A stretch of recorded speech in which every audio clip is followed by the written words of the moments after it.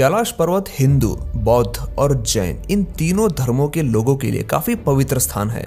हिंदू लोग मानते हैं कि कैलाश पर्वत शिव जी का निवास स्थान है। बौद्ध लोगों का मानना है कि उनके अधिष्ठाता देव धर्मपाल जी यही निवास करते थे। तो जैन लोग ये मानते हैं कि उनके प्रथम तीर्थंकर ऋषभ देव ने यही कैलाश पर निर्वाण प्राप्त किया था। आपने भी कैलाश पर्वत के बारे में ये दावा जरूर सुना होगा कि इस पर चढ़ना आज तक किसी भी इंसान के लिए मुमकिन नहीं हो पाया है। इसी के साथ ही हिंदू, बौद्ध और जैन इन तीनों धर्मों के धर्म ग्रंथों में ये बताया गया है कि कैलाश पर्वत पृथ्वी के केंद्र स्थान पर मौजूद है। दुनिया भर के कई सारे ऐसे रिसर्चर्स हैं जिनका ये मानना है कि कैलाश पर्वत का धरती के बिल्कुल बीचों बीच होना, दुनिया के लगभग सारे मेजर रिलीजियस किताबों में इसका खास जिक्र होना, ये महज एक इत्तेफाक नहीं हो सकता। आप यकीन नहीं करोगे, लेकिन पिछले कुछ सालों में जो सबूत मिले हैं, कुछ लोगों ने अपनी आंखों से जो देखा है, उस पर सोचने के बाद एक ऐसी सच्चाई सामने आती है जो आपका दिमाग हिलाने वाली है। तो प्लीज इस वीडियो को लास्ट तक जरूर देखिए।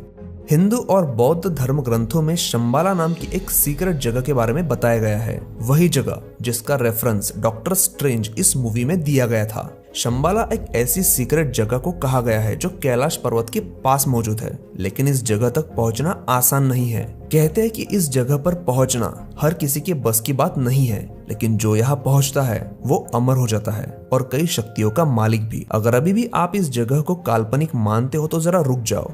भले ही इस जगह का जिक्र सिर्फ हिंदू और बौद्ध ग्रंथों में है, लेकिन दुनिया भर के विद्वानों का मानना है कि ऐसी जगह वाकई में मौजूद है। फेमस राइटर जेम्स हिल्टन ने इस जगह पर एक पूरी किताब लिखी हुई है। तो इस जगह का जिक्र कई सारी हॉलीवुड मूवीज में भी है। 1942 में एक ब्रिटिश ऑफिसर जिनको इन्हीं पहाड़ियों में तैनात किया गया था, उन्होंने भी कैलाश पर्वत के बारे में कई हैरत अंगेज दावे किए थे। उन्होंने यहाँ की पहाड़ियों में कई सारे ऐसे योगी देखे थे जिन पर ठंड का असर बिल्कुल भी नहीं हो रहा था, मानो उनमें कोई अजीब शक्तियां हो। यहाँ तक कि उन योगियों की उम्र भी सैकड़ों सालों की थी। हाल ही में कुछ सालों पहले भी एक ऐसा वीडियो सोशल मीडिया में वायरल हुआ था जिसमें एक योगी नंगे बदन हिमालय के बर्फीली वादियों में ऐसे घूम रहा था मानो उसने अपने शरीर पर, सारे इंद्रियों पर और भावनाओं पर काबू पा लिया हो। डॉक्टर अर्नस्ट मुल्दाशेव 1999 में अपनी टीम के साथ, जिसमें कई सारे फिजिसिस्ट और हिस्टोरियन शामिल थे, कैलाश पर्वत के पास पहुंचे। उन्होंने और उनकी टीम ने कई महीने कैलाश पर्वत के पास बिताए और इस पर्वत का गहरा अभ्यास किया।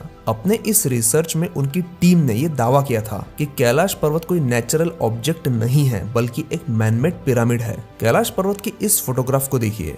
इस हिस्से में दिखाई दे रही है दीवार और उस पर बने स्ट्रक्चर देखकर अर्नस्ट मुल्दाशेव ने दावा किया था कि चट्टान की ये दीवार किसी भी लिहाज से कोई जियोलॉजिकल फॉर्मेशन नहीं हो सकता। और ये कैलाश पर्वत का पश्चिमी हिस्सा, जिसका शेप आप क्लियरली देख सकते हैं कि इसका ये वाला हिस्सा दुनिया में मौजूद बाकी के पिरामिड जैसा ही है, क्योंकि ऐसा स्ट्रक्चर किसी नेचुरल ऑब्जेक्ट का नहीं हो सकता। अब शायद आप में से कई लोग ये कहेंगे कि ऐसा हो सकता है कि ये आंखों का भ्रम हो, क्योंकि पहाड़ के इस हिस्से पे सूरज की रोशनी पड़ी है, उससे शैडो बन रही है, तो हो सकता है कि इसकी वजह से कोई इल्यूजन हो रहा हो। तो जरा रुक जाइए और कैलाश पर्वत की इन चारों तस्वीरों को देखिए जो दिन के अलग अलग समय में खींची गई थी।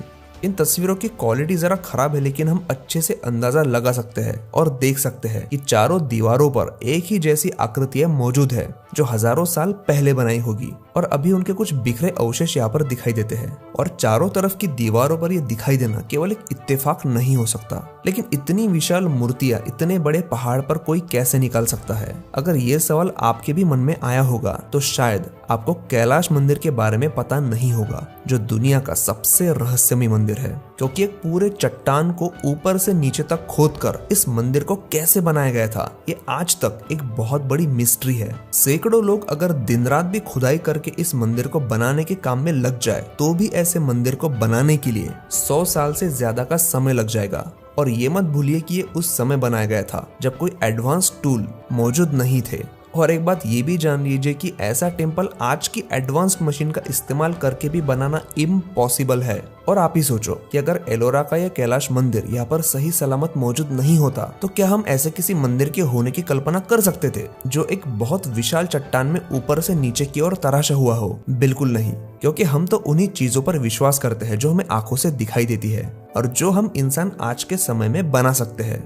एक और बात कि अमेरिका के माउंट रशमोर के ऊपर 1941 में अमेरिका के 16वें प्रेसिडेंट अब्राहम लिंकन और बाकी के 3 और प्रेसिडेंट्स के चेहरे तराशे गए थे, जो आकार में काफी बड़े थे। ये मैं आपको इसीलिए बता रहा हूँ कि पहाड़ों के ऊपर विशाल मूर्तियां उकेरना आज का इंसान भी आसानी से कर सकता है। तो एंशियंट टेक्निक का यूज करके कैलाश पर्वत पर मूर्तियां उकेरना कोई बड़ी बात नहीं थी। या फिर डॉक्टर अर्नस्ट मोल्दाशेव जैसे कई रिसर्चर्स के मुताबिक ये पूरा पर्वत ही एक विशाल मैनमेड पिरामिड हो सकता है।